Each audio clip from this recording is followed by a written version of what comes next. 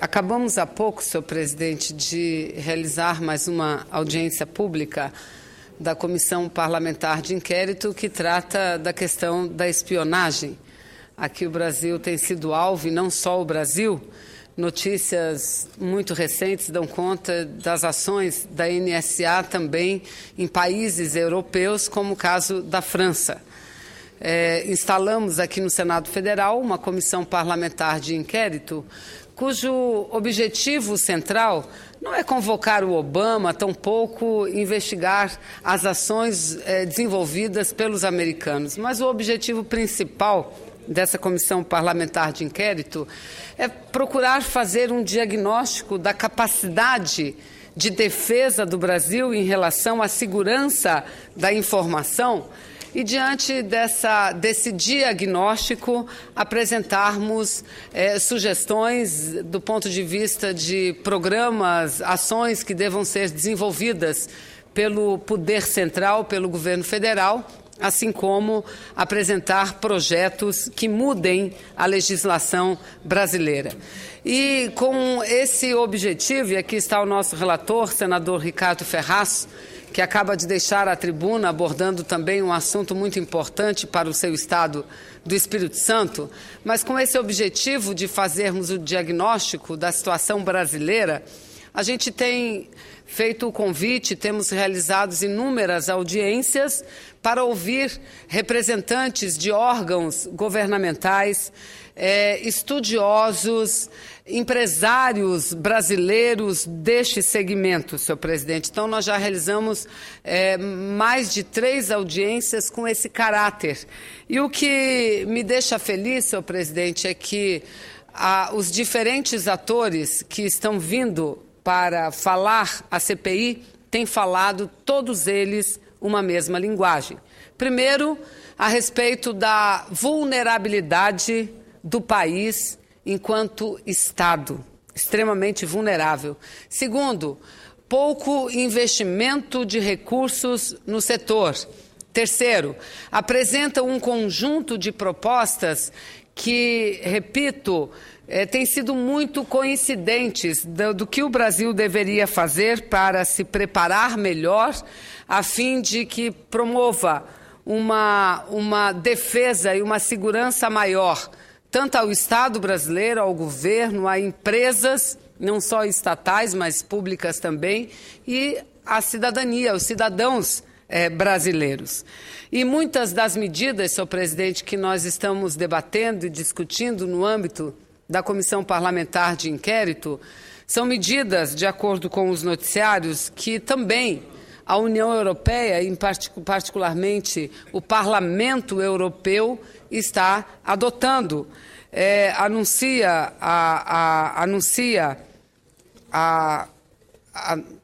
Eles estão anunciando que, muito em breve, vão apresentar um pacote de ações. Entre elas, ações que garantam maior segurança à comunidade europeia e aos cidadãos europeus.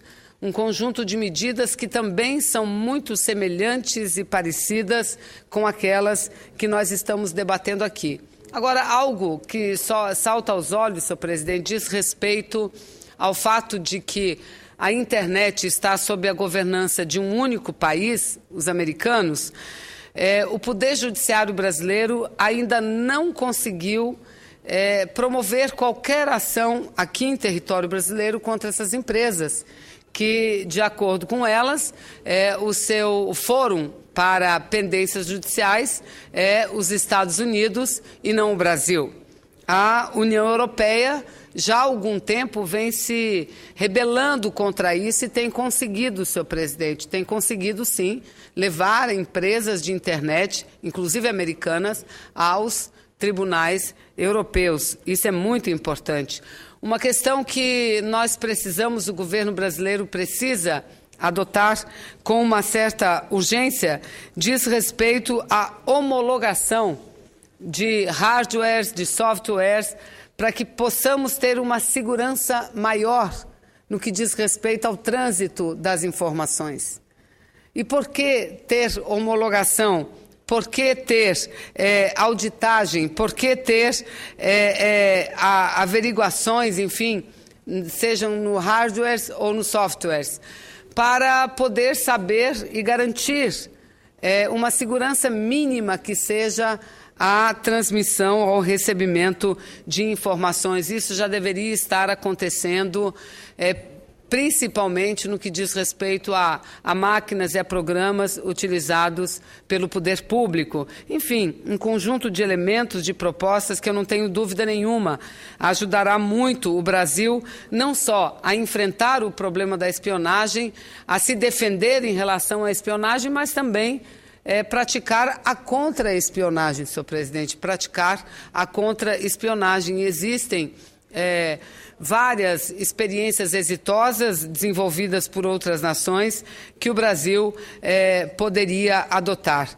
Uma outra questão que eu considero fundamental, que essas audiências públicas têm nos trazido, é o fato de que a espionagem não é uma espionagem da NSA com a colaboração de outros países, que também a imprensa tem divulgado muito, conhecida como Five Eyes, ou seja, são os 5 olhos, além dos Estados Unidos, Nova Zelândia, Canadá, Austrália e Inglaterra.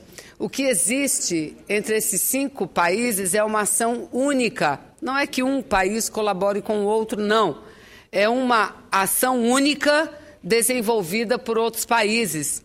E técnicos do setor de segurança de informação, especialistas nessa área, têm nos mostrado como essa união desses 5 países é fundamental, necessária para que haja uma cobertura de todo o planeta, de todos os países, senhor presidente. Enfim, nós estamos diante de ações que são ações muito fortes e da iminência de que absolutamente tudo o que se faz e o que se transmite em termos de dados e informações podem estar sendo acessados não só pelos Estados Unidos, mas por essa ação desenvolvida por 5 países, comandadas, obviamente, pelos americanos. Então, creio que esse conjunto de audiências, audiências com especialistas, técnicos, tem sido muito importante e, sem dúvida nenhuma, será muito importante para a elaboração do nosso relatório. Mas, senhor presidente, eu também quero, mesmo que rapidamente, se não der tempo de concluir, solicito que Vossa Excelência inclua nos anais, mas creio que sim, pela importância da data de hoje, do feito ocorrido no dia de hoje, de falar a respeito deste assunto. É que hoje pela manhã, em cerimônia no Palácio do Planalto, a presidenta da República, presidenta Dilma Rousseff, sancionou a lei que institui o programa Mais Médicos e que já beneficia atualmente cerca de 4 milhões de brasileiros. Um ato muito importante, um ato que sucede, primeiro, a edição da medida provisória e, segundo, a aprovação da medida provisória pelo Congresso Nacional, pela Câmara e pelo Senado. E aqui temos o senador Mozarildo, que participou da solenidade. Eu não tive condições de lá estar, senador, mas Vossa Excelência nos representou muito bem. Vossa Excelência, que foi o relator também da matéria aqui no Senado Federal. E sabe que a medida provisória que aqui chegou, ela foi completamente transformada e o projeto de lei de conversão foi bem diferente do que o original. Entretanto, tudo que se colocou ali foi plenamente negociado, mostrando que o governo tem a mais extrema boa vontade quando lançou esse programa.